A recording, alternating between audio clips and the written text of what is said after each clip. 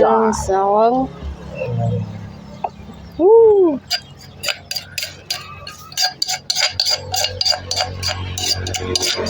ต้นไหนสิว่าบ่ได้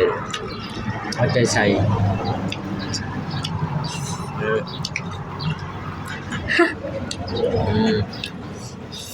แซ่บว่ะคมคมอีกเอาเลย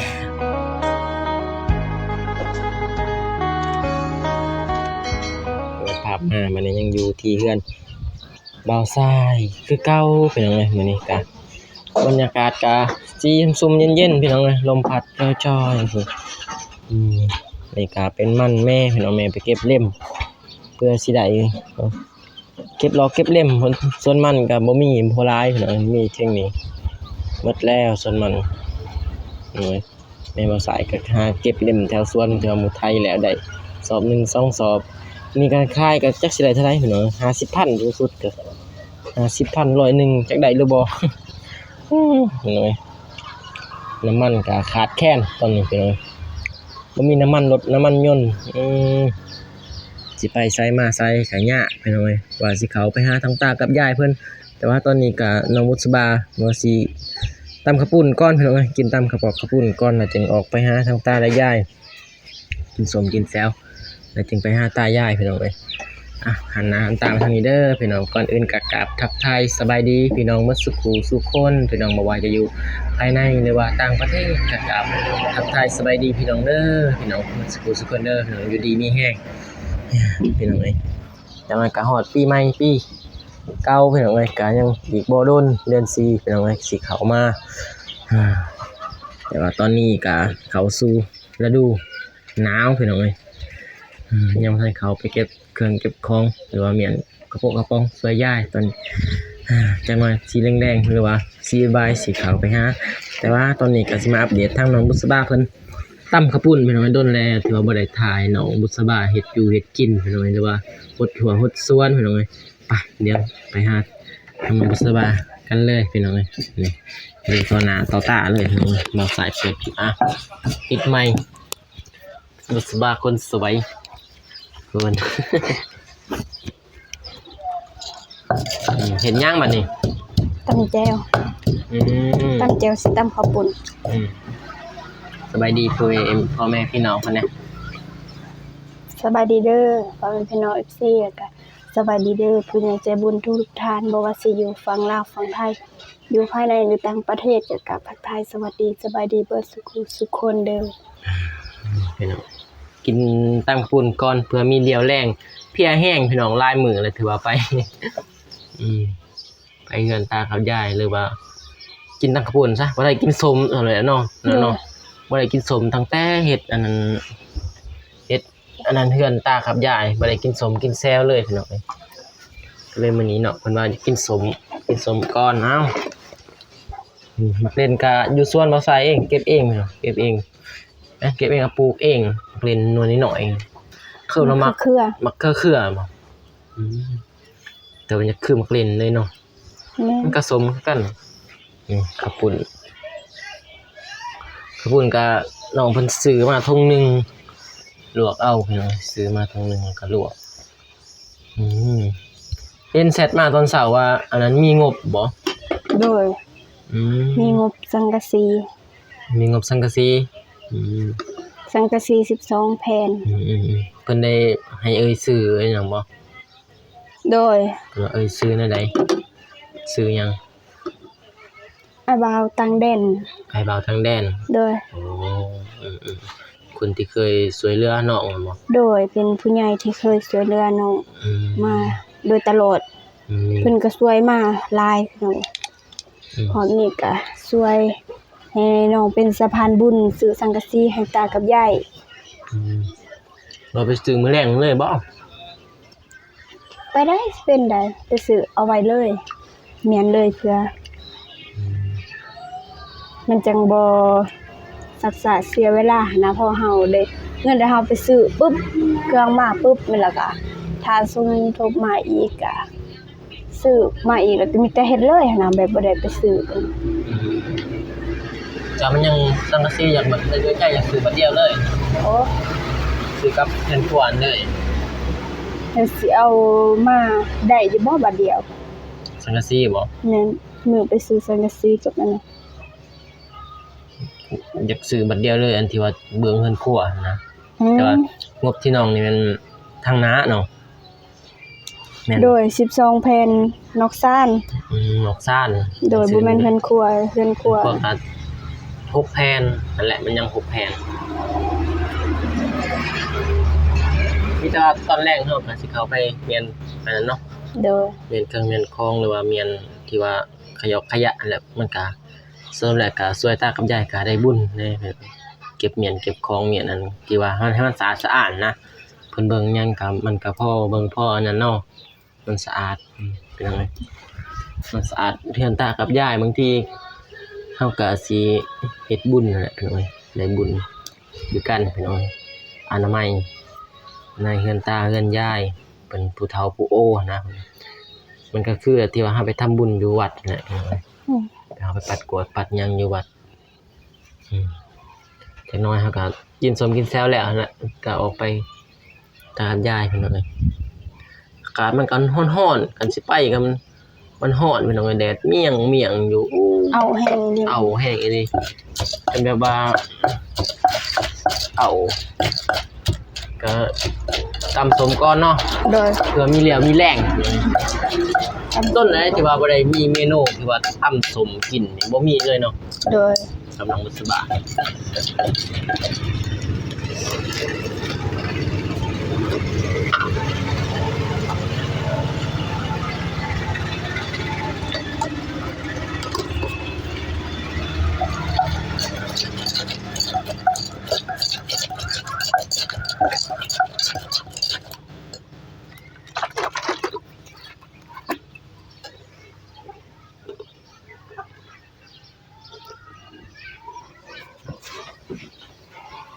บ่แนะนำเลยบ่วิธีเฮ็ด ใส่ปลาแดกใส่แป้งนัวบอกว่า ไปได้ปลาแม่บุญล้ำบ่ โฆษณา สูตรแม่บุญล้ำเจ้าเก่า ปลาแดกลาวนี่เนาะหรือปลาแดกไทย เด็กไทยก้าแม่บุญล้ำเจ้าเก่าปะน้ำปลาแดกต้มสุกปรุงรสสูตร โฆษณาให้หมดสิได้บ่โปรโมชั่นโฆษณาก่อน แซ่บซื้อกินประจำตัวนี้ อืม แล้วมันเป็นปลาแดกที่ว่าต้มแบบต้มสุกแล้วหั่นนะเพิ่นปรุงสุกมาแล้วเฮาก็มีแต่ใส่เลยแบบนี้ มันบ่ได้ยินกินข้าวใส่แบบนี้เด้อแนะนำให้กิน แต่บางคนเขาก็สิกินเป็นปลาแดกเพราะว่ามันมีพาสีบัวนำเด้พาสีบัวก็มี แล้วก็มีพาสีเหลือง บางคนก็กินแบบอื่นมันมีของอันนั้นปลาแดก เป็น มีหลายแบบ แนะนำวิธีตำนะบ่โฆษณาให้แนะนำวิธีตำ แนะนำไม่ได้ เอาบ่ได้โปรโมชั่นเด้เอาโฆษณาบ่ได้สนับสนุนเอาบ่ได้มาแนะนำ เอา ใส่ ก็ว่า จะ แต่ว่า ได้ มันแซ่บเนาะ ได้มันสิแซ่บตำข้าวปุ้นนะใส่น้ำตาลบ่ ใส่น้ำตาลใส่น้ำตาล เอาใส่น้ำตาลก่อนเนาะ ไปหนัวใส่ละ2บวง ถึงโนซองวงโอ้นัวแห้งขนาดละ หนัว2 โนซองกะปิ โดยกะปิใส่ครึ่งบวง เกลือน้ เกลือบ่ได้ใส่เพราะว่าใส่ปลาแดกกับกะปิ ำ ถ้าบ่นัวตำลังจังใส่เอาน้ำใส่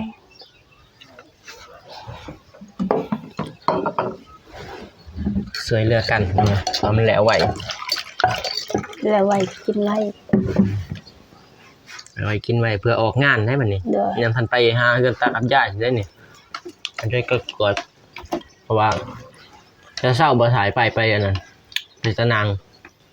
ไปใช้ จะใส่บ่ให้ไกลขึ้นหั่นบ่ แม่นทางอายเพิ่นโทรมาว่าเสยนางแต่เช้าเลยหากบ่ได้ถ่ายคลิปเอาใส่ไปซื้อปุ๊บแล้วก็มาใส่แล้วก็แล้วใส่หมดซองนั่นที่ว่าประตูหมดซองแล้วน้องไปน้องก็สิเห็นดอก โดย ไปเบิ่งไก่บ่ให้ขึ้นเฮือนแล้วนะ บ่ให้ไกลขึ้นเลย บ่ให้ไก่มายังบ่ได้ขึ้นให้อยู่กลางแล้วนะ โดย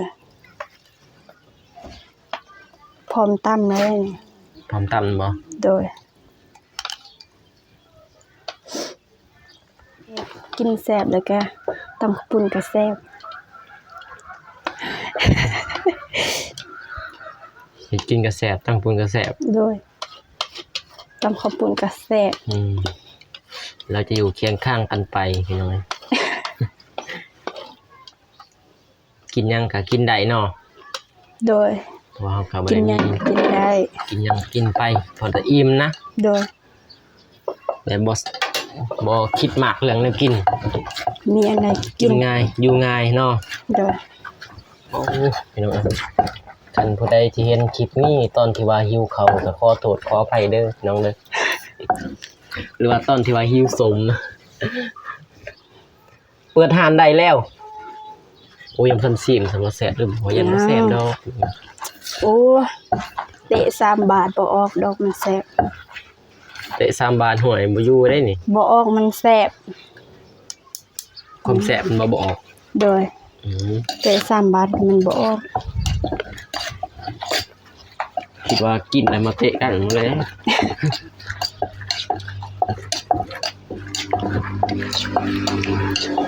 แบบเขา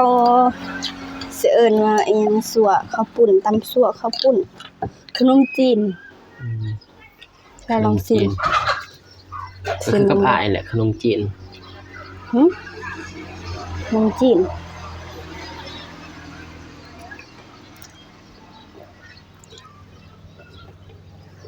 แซ่บบ่ปลาแดกง่าย ต้องตื่มแม่บุญล้ำ บ่ผิดที่ว่าใส่เอา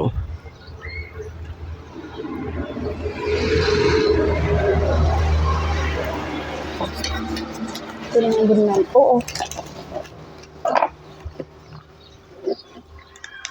เพราะว่าเพื่อให้เราจะต้องใส่กำลังเราต้องใส่พวกนี้ก่อนถ้าว่าบ่นัวเราใส่กำลังถ้าบ่มันสิเข้ม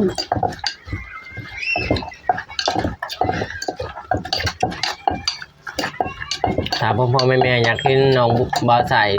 แล้วน้องบุษบาไลฟ์สดก็คอมเมนต์มาเด้อพี่น้องเพราะว่าดนแหละบ่ได้ไลฟ์สด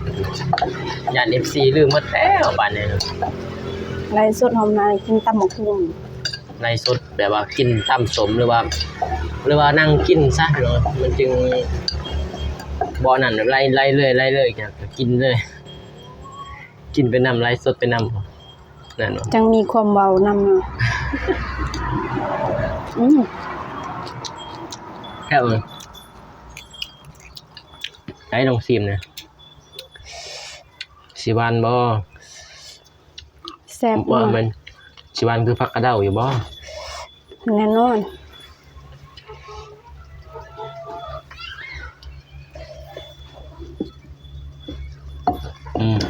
ได้บ่ แซ่บบ่ แซ่บไปเลยแบบว่ามันสีเผ็ดกับพอดีแล้วก็ความนัวพอดีความเข้มกับพอดีความหวานกับพอดี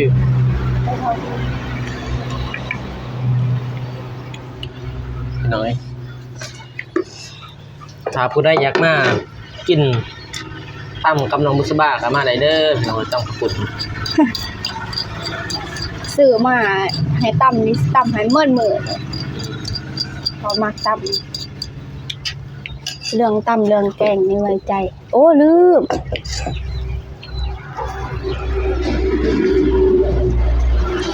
เขาใส่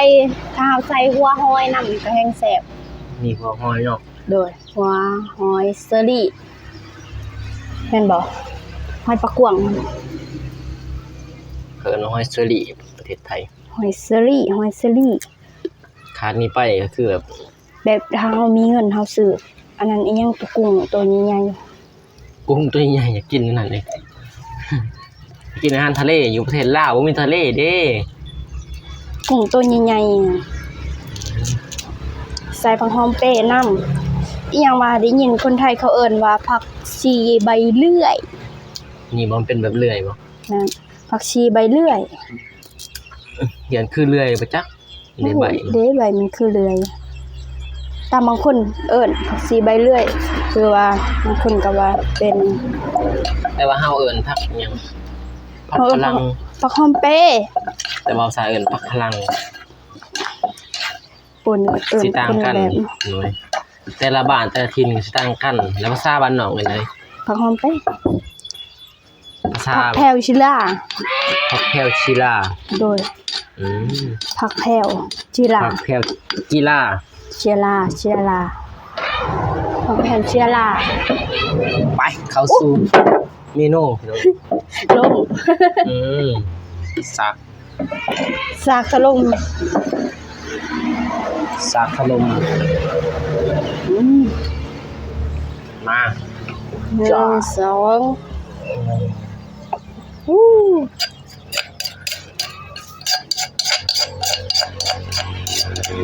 พอแล้วปะให้ครบเอง เอาให้มันหมดแล้วเนาะใช่กินน้ำบ่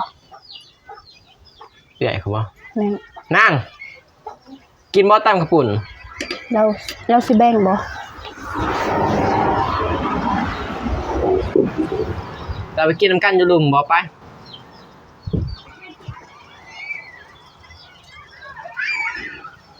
ยังแล้วนี่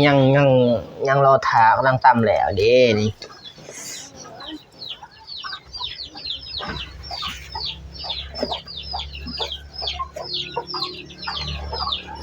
รอทาอยู่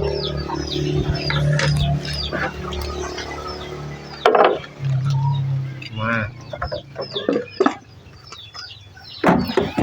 ชีวิต กินตำกระปุ่นเด้อมากินตำกระปุ่นน้ำกัน เอ้าคือเปิด กินตำกระปุ่นอยู่ลมพัดเย็น บ่มีอันนั้นไม่ถูก ๆมืดมาบ้างฟังนี้มืดพี่น้องเอ้ยมาฟังนี้โอเคฟังนี้น่าจะได้อยู่เพราะว่ามันก็ได้อยู่พี่น้องมาใจแล้วน้องบุษบาใครอยู่กลางมาเด้อกินเด้อ แบ่งติแล้วบ่อยากขึ้นมาก็แบ่งใส่ถ้วย มาแบงค์เอา โอเคเอาตอนพักน้ำติน้ำมันนำแลเอาขึ้นรถได้บ่เบิดดอกของ2คน บ่เบิดดอก แบ่ง ลายพี่น้อยแบ่งให้เอื้ออีลุง เอานั่ง หน้ามาเอา พาเอาตอนพัก ยังสิมีสีสันโอเคได้แล้วเอาน้ำเอาบวงบ่ นั่งมานั่งมีทางนี้นี่เด้อพี่น้องเด้อมากินตำข้าวปุ้นน้ำกัน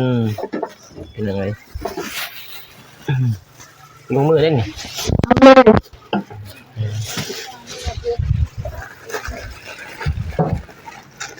กินได้บ่แคบหมูนี่ บ่แม่นแคบหมูได้งัว แคบงัวได้บ่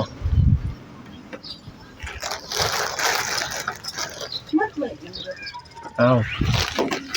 น้องไอ้คอกทันนี้เลยนะแคบหมูนี่โอ้ย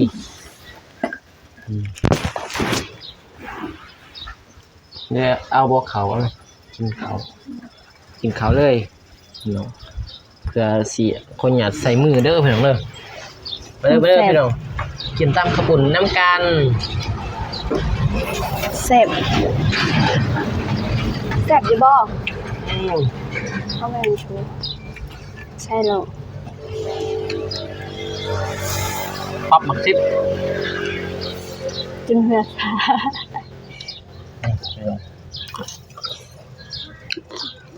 ม กินแล้วก็ไปลุยงานต่อ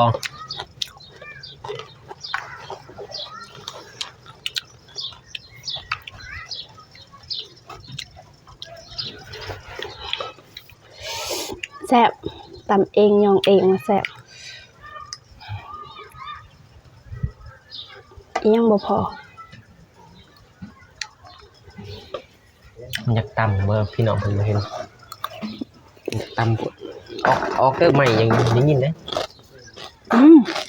ได้ยังเอา ขอโทษนำเด้อ มานี่เลย โอ้ คือบ่ไว้ขึ้นบ่เห็นล่ะ นี่ไง ไว้อันนี้ขึ้น เปิดได้ ไว้กระโต๊ะนี่ขึ้น นี่วะ แต่อันเดียวก็ได้บ่เห็น ไม่เห็น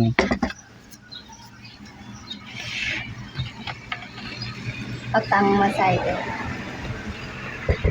มาตั้งกล้อง แม่พี่น้อง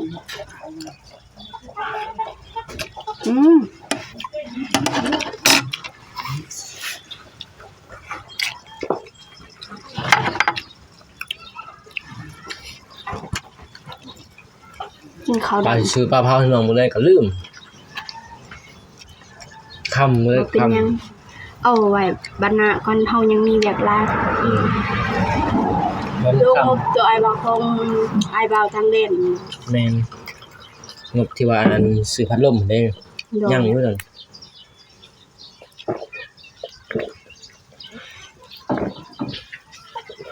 ตัวนี้ก็ยัง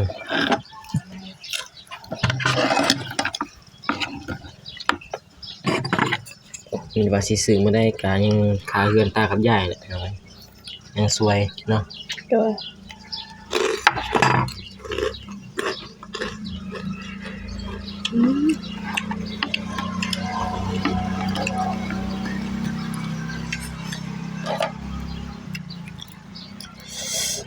ด้นเราไม่ได้กินมาใส่ตั้งแต่คุณเนี่ย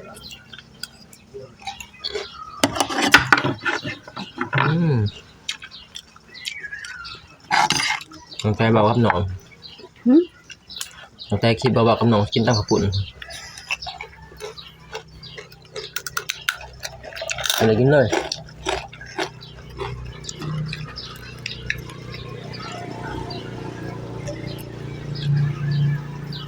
หอนอีเดนนี่มั้ง หอน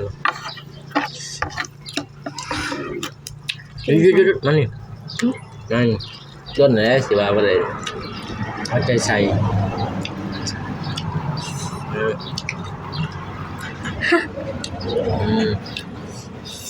แสบว่ะ คม คมอีกเอาเลย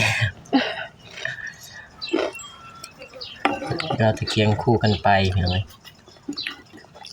ให้กำลังใจกันตลอด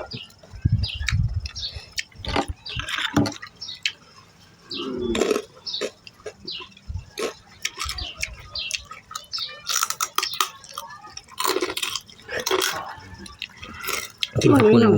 บุกินก็ได้อิ่มแล้วไปเลยกินก็ได้ทั้งปุ่นอิ่มแล้ว อีกแล้ว อิ่มตามกับปุ่น เบิ่งซื่อๆก็อิ่ม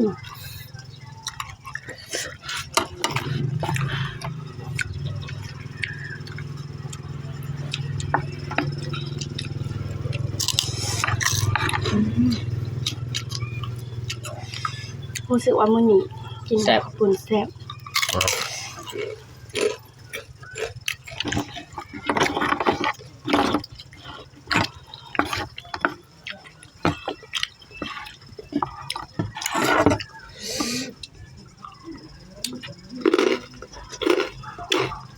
กินตำข้าวปุ้นกับข้าว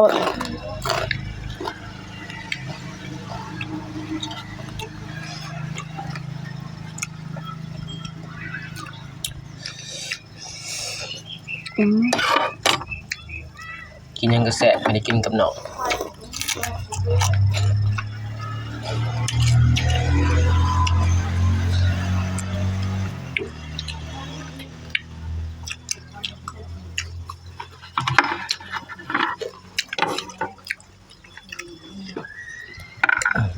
อเคพี่น้องคลิปนี้มันก็ได้ยาวแล้วพี่น้องภาษาก็สิได้จบคลิปไปก่อนเด้อพี่น้องพอกันในคลิปหน้าพี่น้องว่าความจำโทรศัพท์เอาสายมันเก็บได้บ่หลายพี่น้องเอ้ยพุดกา20ป้ายชำนาญเป็น30มันบ่ได้พี่น้องความจำโทรศัพท์เอาสายนะนี่ถ้าขอบใจเด้อ FC เพิ่นทุกคนที่ว่าให้กำลังใจเบาซ้ายแล้วก็น้องสบาน้อง FC ทุกท่านจงมีแต่ความสุขความเจริญปรารถนาสิ่งใดก็ขอให้ได้สิ่งนั้นให้ดมปรารถนาความเจ็บอย่าได้ความไขอย่ามีให้ร่ำให้รวยเบิดสุขสุขคนเด้อพี่น้องเด้อ ยังขาย ยังบ่อิ่มบ่ ยัง